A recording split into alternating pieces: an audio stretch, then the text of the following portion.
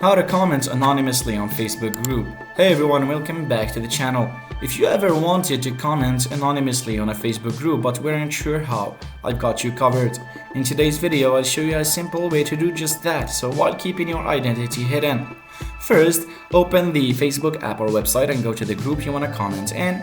And now here's the catch. Facebook doesn't allow direct anonymous commenting. However, you can post anonymously if the group has enabled this feature. To check, go to the group settings. If anonymous posting is allowed, you'll see an option to post anonymously when you create a post. But for the commenting, there is a workaround.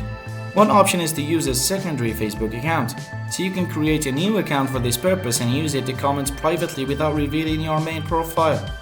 Another option is to simply disable your profile photo and limit the information visible on your current profile, and this way, your comment won't directly link to your personal details. If you make a post anonymously, you can also comment anonymously or choose to comment with your real account. So that's for that. That's it for today's quick tip. While Facebook doesn't offer full anonymous commenting, these tricks can help protect your identity. Drop any questions if you have in the comments, and I'll see you in the next one. Thanks for watching.